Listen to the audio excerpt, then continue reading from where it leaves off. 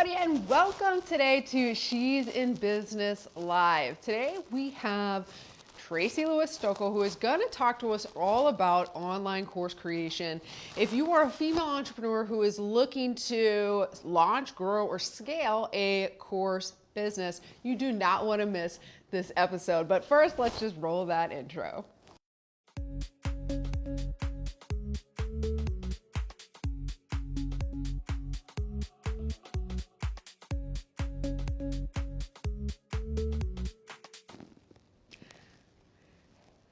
Hey Tracey, how are you? I'm doing great, Kate. How are you? Good, good. I'm so excited to have you on. First, I have to read your full bio. I usually do that at the beginning, but I like totally had to get my little notes out, and it's just such an impressive bio.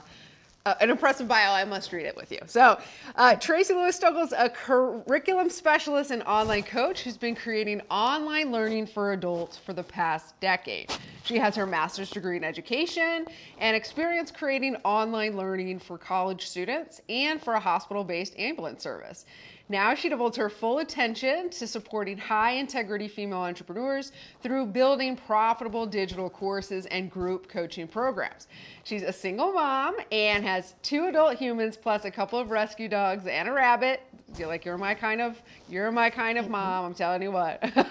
In her free time, she plays volleyball, and she's always trying to score quality time with her kids, which, as we all know, can be a challenge, especially when they're out the nest, and cheering on her hometown baseball team. Tracey, that is so impressive on all fronts. I'm so honored to have you. Thanks for having me. I became obsessed with you because of the whole pig thing. So that's Oh. that. I figured the rabbit would go over well. Yes, yes. I love a good little farm animal or like weird animal. I feel like, I love dogs. I've got all my dogs, but having those kind of weird animals nobody else has, or, it makes us like part of a certain little clique, right? So I love Our how you, own secret society. yeah. So tell us a little bit about you as far as how did this evolve from at your master's, you were working on in adult education. How did you make the transition over to helping entrepreneurs in the way that you do? I find this to be fascinating. So tell us all the things. It's a really long, twisted road how I got to where I am now, but it started when I got divorced and I went back to school to be a medical assistant. And I went through a medical assisting program. I already had a bachelor's degree. I found very quickly that I couldn't make a living on medical assisting alone, and I got a job, a part-time job at a college teaching, and fell madly in love with teaching and decided to get my master's degree because it made me more marketable as a teacher. Mhm. And then, that just kind of, catapulted me forward. I was working for a hospital-based ambulance service, like I mentioned, and my boss retired, announced her retirement a year early. It had always sort of been understood that when she went, when you go, I go, Deb. That was always the thing. So all of a sudden, she was going a year early, and I wasn't quite ready. I had already launched my business a little bit, but I wasn't ready to go forth. And the new boss sat me down and told me that taking Thursday afternoons off to take my daughter to therapy would no longer be allowed. And I made the decision, and I basically said, so you're asking me to choose between my teenager's mental health and this job. And he goes, well, I mean, I guess if that's the way you want to put it. And I said, okay. 2 days later, I handed in my resignation and I went full force into my business. And it's been scary at times, Yeah. but I never looked back. It's funny because I feel like most of us moms, or many of the moms that I talk to, whether it's on sales calls or a part of our community or on these interviews, there's always this like tipping point, this like straw that broke the camel's back that pushed them into doing this really crazy thing called being an entrepreneur. And Right. it almost always, if they're a mom, had something to do with being made to make the choice between family and their job.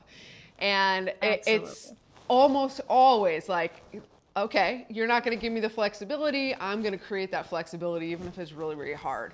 I think that's a really Yeah. specific, like, I don't hear that from dads. Maybe it happens, but I feel like that's like a specific mom thing that we're so fierce about being able to live the life that we want to live and being able to take care of our family and, you know, like that nothing's going to stand in the way of that. And if then we can build a legacy business for our kids in the process, like that's the dream. So what makes you really light up about working with female entrepreneurs in that kind of course and coaching space? Like, what's your favorite thing? I know you have a presentation, but I always love to pick people's brain about kind of what their favorite part is. Well, I've been an entrepreneur since I was in the fourth grade, Yeah. and I have a big birthday coming up next week. So that's a long time ago for me. And one of the things, when I started reviewing curriculum for the college that I was working at, I realized that not only were their courses bad, but most of the courses I had taken as an entrepreneur were pretty bad as well. Mm-hmm. And I think, I just kind of started this crusade. I put the hashtag everywhere I go, no more crappy courses, Mm-hmm. because I feel like so many, and my presentation will hit on this as well, so many of the experts in, the entrepreneurial space are telling you just slap a course together and put it out there and make money while you sleep.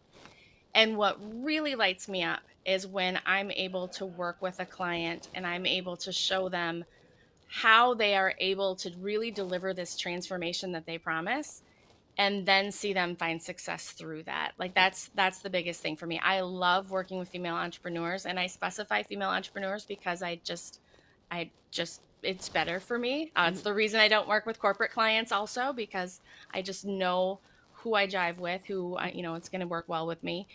But yeah, just seeing them really find that success. And when they're emailing me after the fact and saying, "Hey, Tracey, I just sold this many seats in my course," or "This person who took my course just had these results," then that's what I live for. That's the good stuff.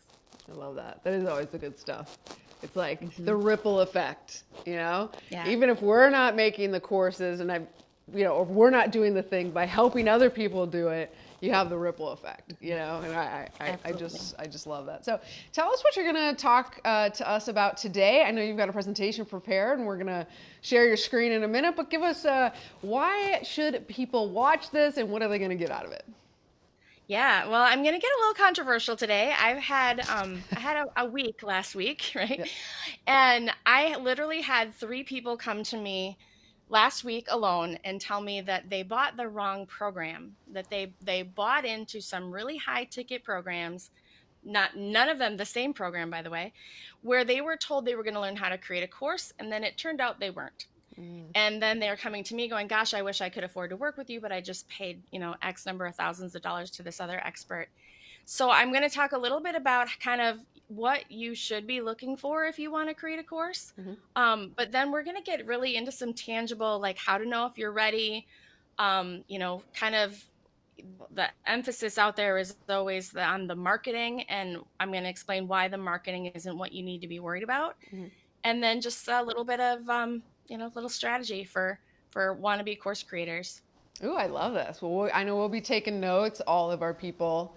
Our course creators, we don't teach how to create courses, so we're always looking for people who can come in and teach that piece. And so I'm really, really excited, and I know our members and the Women Helping Women community is going to get a lot out of this. So we'll let you share your screen and we'll hop in, and then towards the end we'll get back on and chat a little bit more and figure out how people can follow you and get involved with you. But I can't wait.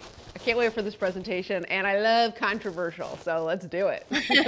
Well, good. I was a little nervous about the controversy, but let's go with it. Got to be a little So we're gonna, polarizing sometime. yeah, polarizing is good, and well, I'll explain why that is too. Yeah. So we're going to talk today about working smarter, not harder. And we already introduced me. I don't need to do that again. So the three goals for my conversation today is I just want to kind of touch on how to know when it's time for you to scale your business. And really the first most obvious way is when you are working one-to-one with your coaching clients or your service clients or whatever that is, and you are maxed out. You've hit the ceiling. You can't go any higher. And you're finding yourself like, hey, I'd like to make more money, but I'm not going to sacrifice more time with my kids in order to do that. So what am I going to do? That might be a good time for you to consider a group coaching program or a course. And that's a lot of my clients are in that position. The second thing we want to talk about is about what other experts in the course creation field, what they're saying that they do, what they can help you do, and why those things, I'm not going to say are lies, but let's call them myths. They're myths. Myths being sold as truths to you. And then the third thing, and we're going to talk about how to keep your course from falling flat. And it's not really what you think. A lot of times my potential clients come to me and they say, I'm worried about the marketing. And I want to talk about why the marketing is not the thing you need to be worried about. The thing that you actually need to be worried about, spoiler alert, is selling a course that's no good and having that, like Kate talked about, ripple effect through your business when people are coming back to you for refunds and they're not saying nice things about what you've created. Hey, So let's get started. Yeah, real trick, quick. Are you sharing screen yet? I am. Are you not seeing it? Yeah, no. So go in the little green room part, and I think you have to click something on there.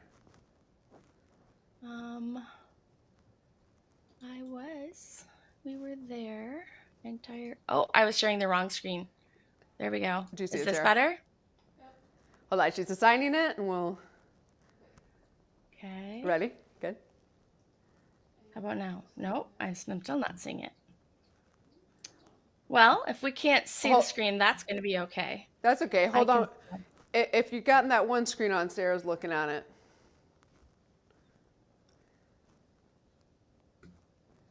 There it is. Excellent. I found it. Yeah, Good. I got it. Okay. All right. Sorry to interrupt. All right. That's all right. No, that's totally fine. So we'll get back there. We talked about the goals, and then here we go. There's just a slight delay here. Hold on one sec. And I'm still not seeing the slides. Is that a problem for you guys over there? Just drop me a mention. Oh, there we go. Okay, we're good. All right. So let's talk about the things that that a lot of the gurus in the industry are talking about that just simply aren't true. Like I said, we're not going to call them lies. We'll just call them myths because even though I want to be a little controversial and polarizing, my mama taught me not to be impolite. So the first course myth, I think we've all heard. And if you guys recognize this graphic, just raise a hand in the comments and be like, yeah, I know what that is. The first myth is the whisper from the cornfield: if you build it, they will come. Right? My husband to be, Kevin Costner, now only in my dreams. He believed the myth, right? If you build it, they'll come. And the reality is that that's not necessarily true. Your audience isn't necessarily chomping at the bit for you to build them this thing. And in talking to you a little bit towards the end about the marketing part of it and why marketing isn't the problem. The problem a lot of course creators have is that they're not sure what comes first. And some of the gurus in the industry tell you just to choose a topic. Choose a topic that you want to teach on. And I challenge that thought because choosing a topic doesn't necessarily get it done. And I'm not going to get too deep into this, but it comes back to the whole chicken egg theory. And what comes first is not the chicken or the egg. It's who are you serving, right? Who are you serving? What client or what problem are they experiencing? What problem can you solve for them? That's your chicken and your egg. So it doesn't matter which one of those things comes first, but you need to be laser focused on those two things in order to really move forward with building your course or your program. If you aren't sure who you serve or you serve everyone, that's going to be a problem, and we should get together and talk about that because it's important that we refine that and are laser focused on who it is you serve. And that person that you serve is called your ideal client. And I will tell you, I'll tell you again at the end, don't read your slides. If you're creating courses and you're not working with me, that's the number one rule. Please don't read your slides. unless it's a direct quote. So FL Solutions says that an ideal client is someone who finds the perfect solution to their problems or needs in your services or products. They'll be loyal to your company, they frequently use or buy your products or services, and they're likely to recommend you to your friends and colleagues. I like to call these raving fans, right? When you actually find that person, your raving fan, your ideal client, call it an avatar, call it a human, call it whatever you want to call it, those people are going to come back to you again and again and again, and they're going to be looking to buy what you're selling. These are the people that we want to make sure we're delivering to, and that we are not selling some poorly packaged, poorly, concocted product that's going to leave them disappointed. All right. Why is this important? Why is it important that you know who your ideal client is? And I'm, like I said, usually my trainings, we spend some time talking about really, really honing in on your ideal client. I'm not going to spend any time doing that today because our time is limited. But if you are interested in learning more, come on over and join my Facebook group, Becoming a Course Creator. And we can talk more about, honing in on who that ideal client is and what they need. But the reason that's so important for you, that you know who your ideal client is because your course is going to be based around the problem that you're solving for them. And when you know what's keeping your ideal client up at night, what's driving them to drink, then you really, really know that you've got an opportunity to deliver something and to solve that problem for them. So the question is always, this is how you know when it might be time for you to create your online course or your group program. You know your audience has a specific problem and you know you can solve it for them. Okay. All right. Another myth being sold is that your expertise is enough and you are the expert in the thing that you do. Absolutely, that is true. But I'm going to challenge that belief that your expertise is all you need. When I worked in higher education, I worked very, very closely with subject matter experts. And the, psychology professor or the business professor would meet with me. They're the subject matter expert. I was the curriculum specialist. I was the one who was taking that expertise, that textbook, the workbook, all of the things they had, and turning that into a comprehensive course that would meet the objectives set aside by our accreditors. There's your deep dive into college education. But the subject matter expert didn't know how to design the curriculum. They didn't know how to get the results. They didn't know how to make sure that we were meeting those objectives. And that's, where I'm going to leave that for you guys. Being the expert may or may not be enough. And then the final myth, every man is an island. You can do it by yourself. And I'm a big believer that it takes a village to, it takes a village to raise a family. It takes a village to run a business. And if you are blessed enough to have a network of business besties like I do, that we have a group of 8 of us that specialize in all different things, I can lean on them for all the things. If you don't have that and you're just, I don't know if you can see the teeny tiny little house on the cliff on this island, then you might need to get some help. Okay. And that, and there's no shame in that. Just because all the course gurus tell you that you can do it yourself, all you need is their DIY program, doesn't mean that you are failing in any way. We all need some help. Businesses were not meant to be run alone. So I'm just going to drop that nugget there. All right. Before anybody freaks out, I am not going to spell a bad word. But let's talk about what you actually need in order to have a successful program. And I say program, this could be an ebook, it could be a group coaching program, it could be an online course. It's a program, right? An educational program. The first thing that you need is a proven framework. So if you're working with clients one-on-one, if you have a service that you offer, you have this already, hopefully, right? You have a proven framework that gets results for your clients. If you don't have that, and I have people that reach out to me and they're like, I just started my business, I haven't coached anyone. My usual go-to, every once in a while someone will impress me with what they know and I'll encourage them to move forward with their course. But in most cases I tell them, go back, work with some clients, really, really get clear on your framework and the results that you offer, and then come back and see me, because we want to make sure that you have a structure that you can follow to get these results. I can help you define and tweak that framework, but if you come to me with nothing, that's harder for me. The next thing you need is a USP. And a USP stands for unique selling proposition. And this is basically just what it is about you, your process, your framework, the clients you work with that makes you different from everyone else who does the thing you do. And trust me, you guys, as a course expert in a field, in an ocean full of course experts, this is really, really important to me because if you Google, I want to create a course, you're going to get a billion people, and I'll probably be 3/4 of the way down the list. But what makes me different is that I focus on the transformation. I focus on the education part. There's no one else that I know of that does that. So I'm unique in that. And if you're sitting there feeling like I can't create a course because, I do Facebook ads and there's 1,000 Facebook ads courses. Well, what makes you different? What makes your strategy different? How do you do things? Do you do the setup? Do you do the follow up? Do you break down the analytics? What do you do that makes the way you do Facebook ads different? And as long as you have that, as long as you have a little something that makes you special, and we all have something that makes us special, then you can define your USP, and that'll be enough to move you forward.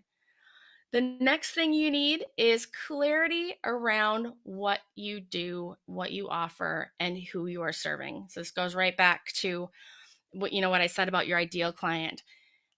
I'll say this one more time, just for those in the back. If you're not clear on who you serve and the problem you solve, you need to get clear. I would say before you even do one more thing in your business today, get clear on who it is you serve and what problem you solve. I really feel like that is the thing that fuels, if when you know who your ideal person is and you can picture them in your head, then you can, like me, get really, really mad when someone else in the industry screws them over, when they've had their money basically stolen from them because they didn't get the thing that they were promised. And there's nothing more motivating than that. I can tell you that for sure. And then the last thing that you need in order to have a successful program is to deliver that transformation that you promise. If you're telling them, I'm going to teach you underwater basket weaving. It's always my favorite scenario. Then you had better teach them how to weave a basket underwater. And you better be really clear on everything that it goes into that, the scuba gear, the oxygen tanks, all the things. Like, how do you do all these things so that they can get that transformation and they can take a dive and weave that basket, right?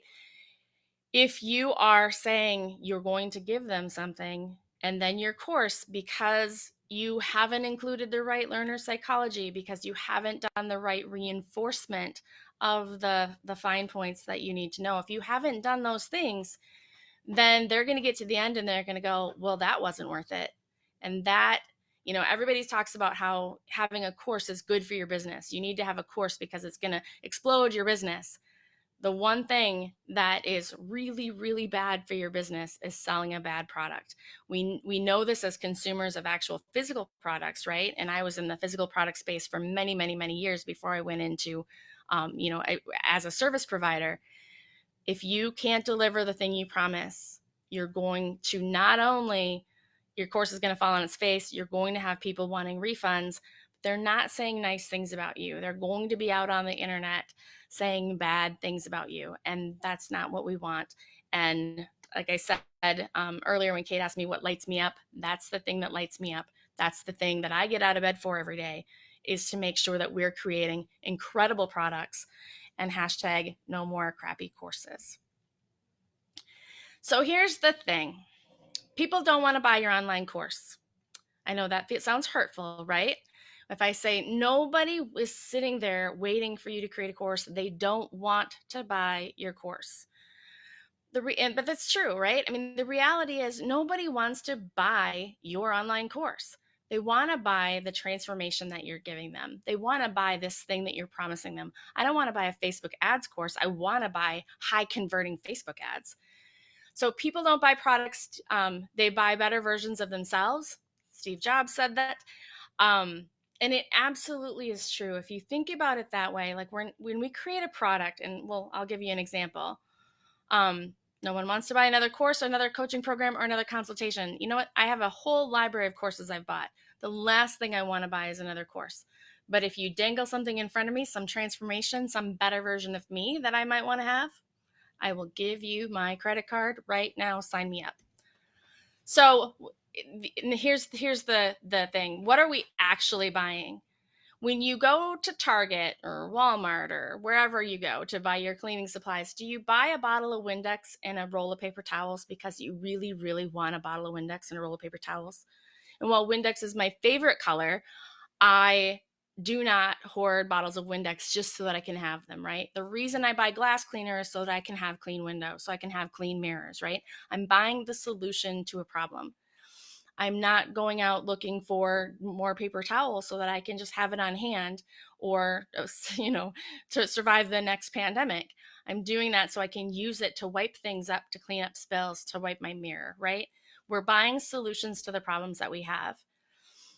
And it's important to understand then, again, what problem does your client have?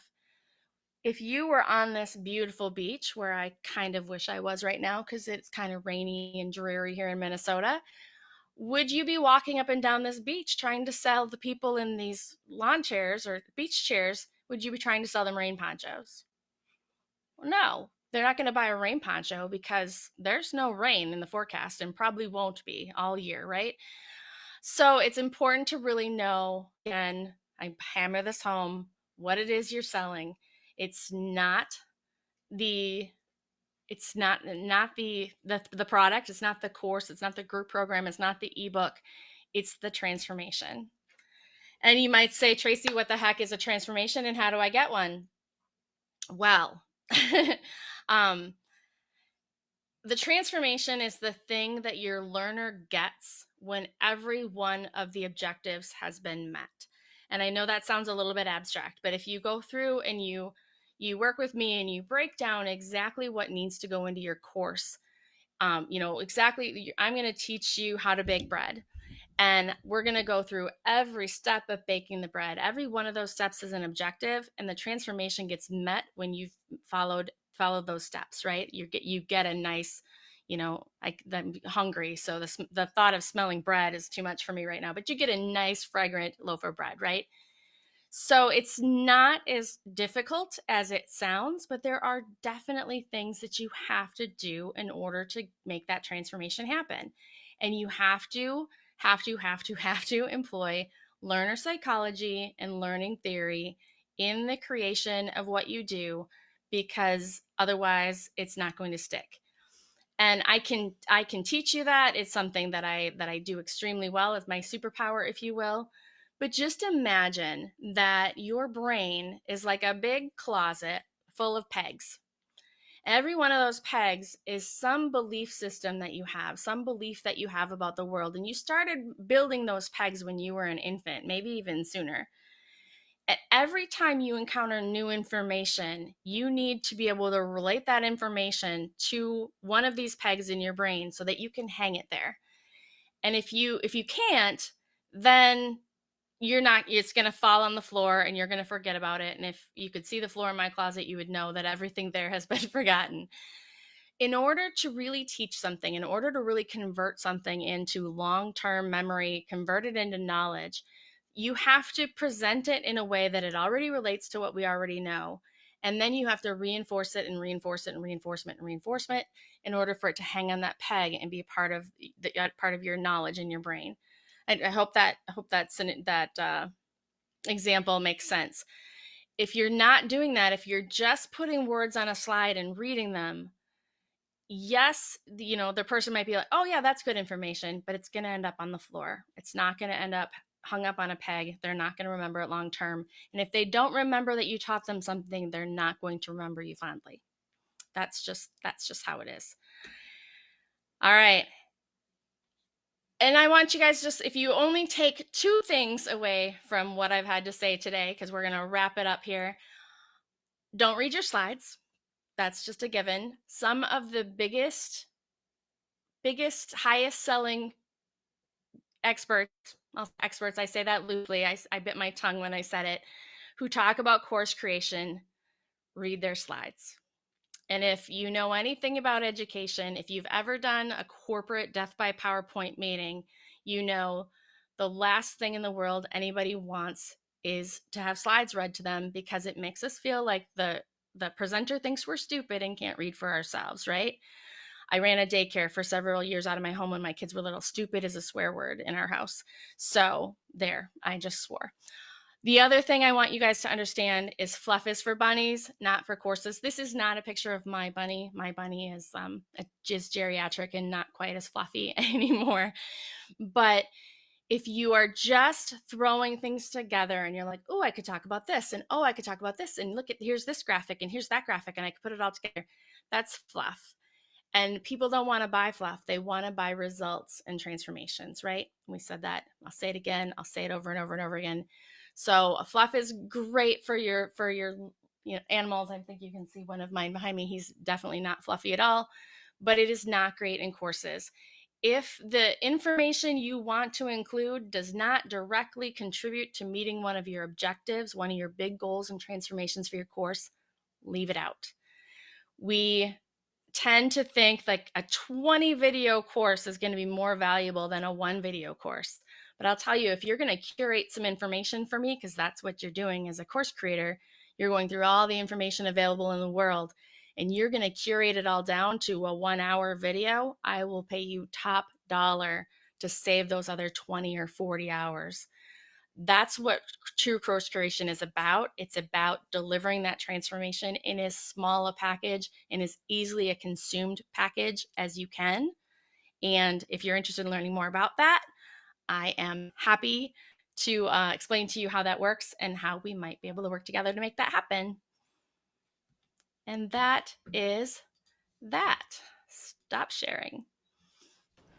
Oh my gosh, Tracey. Thank you for telling people to stop reading from their slides. I mean, like reading directly from their slides. I cannot stand when people do when people do that. It drives me nuts.